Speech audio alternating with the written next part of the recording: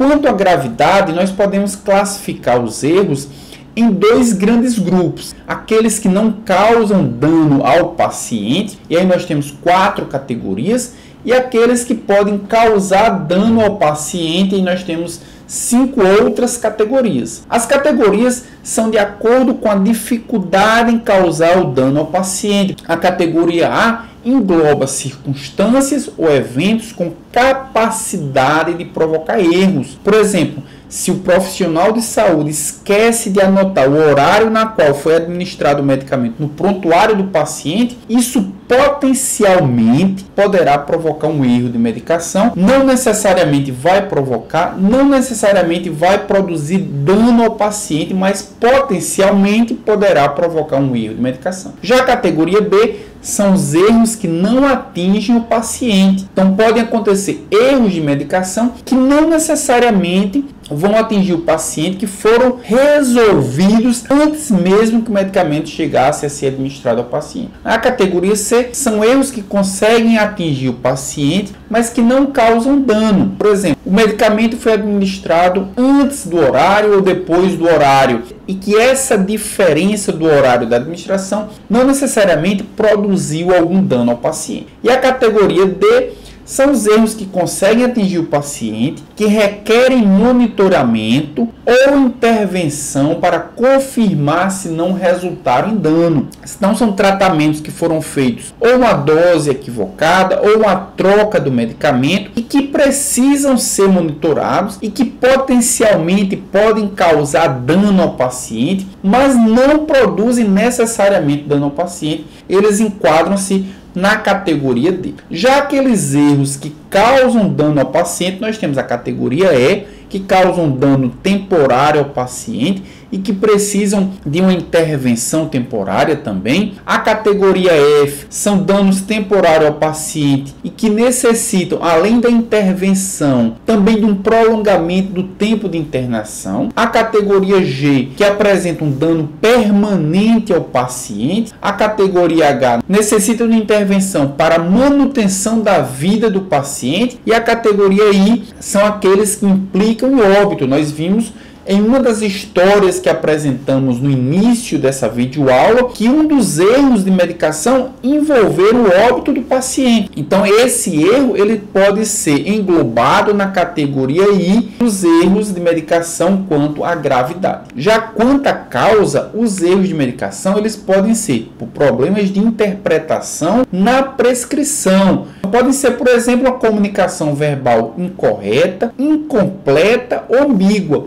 Ou seja, durante a orientação, durante a explicação do tratamento, a informação ou a comunicação ou com o paciente ou até com o profissional, ela foi incompleta, ela foi incorreta ou ela foi ambígua. Além da comunicação verbal, também temos problemas na comunicação escrita, na prescrição propriamente dita. Pode ser incorreta, incompleta ou ambígua. Isso acontece, por exemplo, quando a letra está ilegível, quando a escrita está ilegível, ou quando a prescrição ela está ambígua. Então, por exemplo, não tomar após o café da manhã, ou quando na prescrição existem cifras incorretas, como por exemplo incluir o ponto no lugar da vírgula ou zeros à direita da vírgula. Tudo isso pode implicar um erro de interpretação da prescrição. Também o uso de abreviaturas, muitas vezes desconhecidas ou pelo paciente ou por outro profissional. Também o uso de unidades de medidas não aceitas internacionalmente. Erro ou omissão de leitura, então não tem a informação propriamente dita, como por exemplo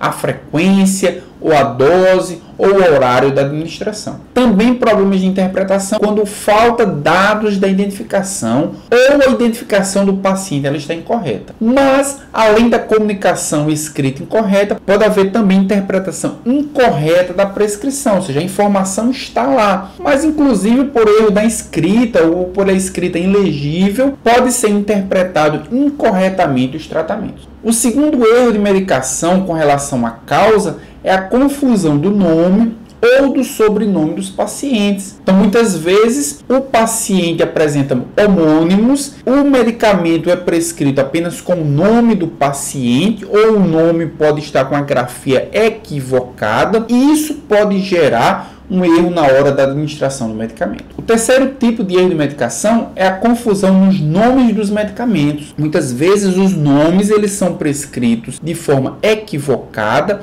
com erro na própria grafia ou até com erros na escrita semelhantes a outros medicamentos. Nós veremos exemplos disso, medicamentos que são, do ponto de vista gráfico, muito parecidos ou que têm uma ortografia muito parecida, e isso pode confundir e produzir erros de medicação. Então nós temos aqui dois casos: semelhança na fonética e semelhança na ortografia, e tudo isso pode causar o erro de medicação. O quarto erro de medicação é problemas na rotulagem, na embalagem ou até no projeto. Então nós temos aqui, por exemplo, se um determinado medicamento vier na forma de comprimido e outro na forma de cápsula, mas eles apresentam semelhanças na cor do produto, na forma da embalagem ou até no tamanho, isso pode também gerar potencialmente um erro de medicação. A embalagem primária ou a embalagem externa pode apresentar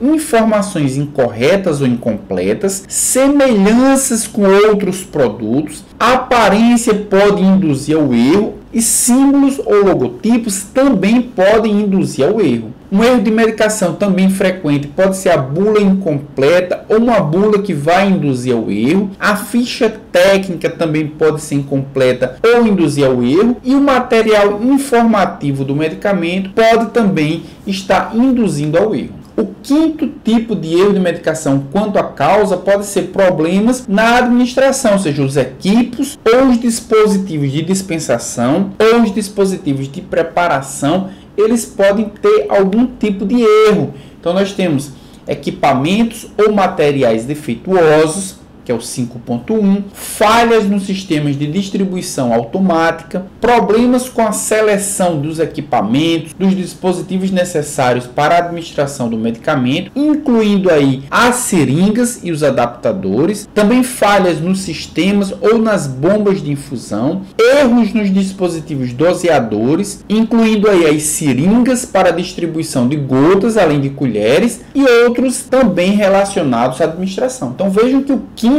problema, o quinto erro de medicação está relacionado aos equipamentos envolvidos com a administração do medicamento. O sexto erro de medicação são os fatores humanos. E quais são os fatores humanos? Nós temos falta de conhecimento humano ou formação sobre o medicamento. Então, não conhecer o medicamento em si. Nós vimos um exemplo na história que apresentamos no início dessa videoaula, que o medicamento ele foi administrado por via parenteral, por desconhecimento de que esse medicamento ele deveria ser administrado por via oral. Também falta de informação sobre o paciente, não saber se o paciente ele tem dificuldades de administração oral ou se o paciente apresenta alguma comorbidade, pode ser um erro de medicação por fator humano. Lapso ou inexperiência do profissional de saúde também pode ser um erro de medicação frequente. O não cumprimento das regras e dos procedimentos estabelecidos, ou seja, não cumprir o procedimento operacional padrão, é um fator humano envolvido com erros de medicação. Erros de manejo do computador, então não saber operar o sistema informatizado da instituição pode ser um fator humano também. Armazenamento inadequado do medicamento, seja antes da dispensação, seja na hora da administração. Erros de cálculo da dosagem ou da taxa de infusão também é um fator humano. Preparação incorreta do medicamento, incluindo aí a concentração e a diluição, que podem estar erradas. Estresse ou excesso de trabalho, cansaço, falta de sono, situações intimidatórias, também complacências e medos de conflitos, além de outros fatores. Todos esses estão envolvidos com problemas ou erros de medicação relacionados aos fatores humanos. Aqui nós podemos ver uma lista de medicamentos que apresentam uma grafia relativamente semelhante. Nós podemos ver, por exemplo, o abciximab, que parece muito com a grafia do bevacizumab. Nós temos um outro exemplo aqui que é a bupivacaína, que é muito parecido com a ropivacaína. O aciclovir com ganciclovir. E a bupropiona com a buspirona. Então vejam que o erro pode muitas vezes ser evitado pela alteração da grafia do medicamento. Então a indústria farmacêutica também tem uma responsabilidade nos erros de medicação. Muitas vezes o erro acontece porque o profissional de saúde, ele diz o nome e esse nome é transcrito talvez de forma errada, ou até mesmo interpretado de forma errada depois que ele é prescrito. Em vermelho, nós podemos ver os medicamentos que são potencialmente perigosos, ou seja, são aqueles medicamentos na qual uma prescrição errada ou um erro de medicação serão ainda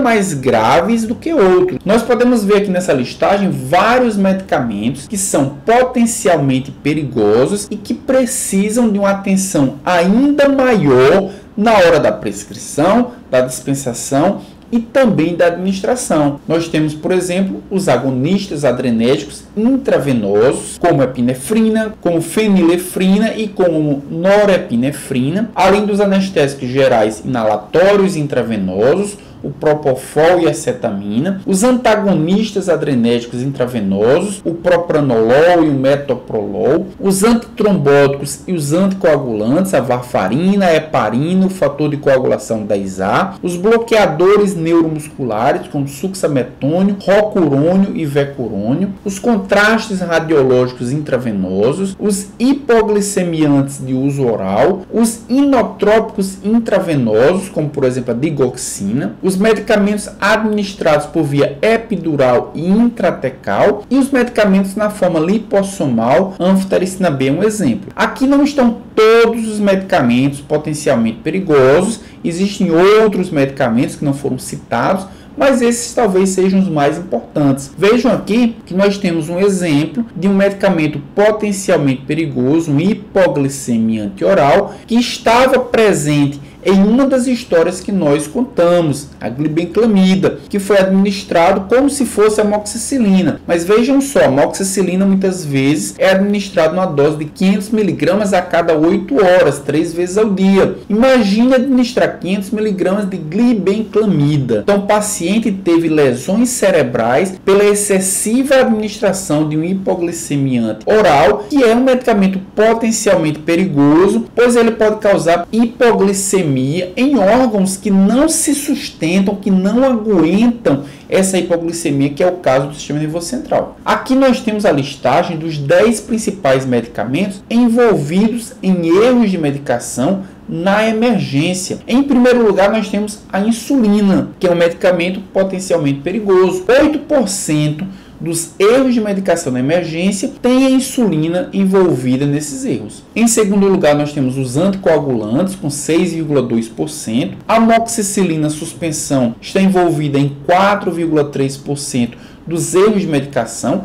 E nós temos aí a amoxicilina, que estava justamente envolvido com a troca da glibenclamida. A aspirina está envolvida em 2,5% dos erros de medicação. Sulfametoxazol com trimetoprim, 2,2% de todos os erros na emergência. Hidrocodona, que é um opioide, juntamente com paracetamol, está envolvido em 2,2% dos erros de medicação na emergência. Ibuprofeno, anti-inflamatório ibuprofeno, 2,1%. O paracetamol, 1,8%. A cefalexina, 1,6%. E a penicilina, 1,3%. Então veja que nessa lista nós temos diversos antibióticos. Nós temos a amoxicilina, nós temos a cefalexina, nós temos também a penicilina, que estão envolvidos em erros de medicação e muitas vezes associado ou a subdosagens ou associada ao tempo inadequado de tratamento, o que vai prejudicar os tratamentos para as doenças infecciosas, fazendo com que o nível de resistência aumente ou que a doença infecciosa ela seja mais grave.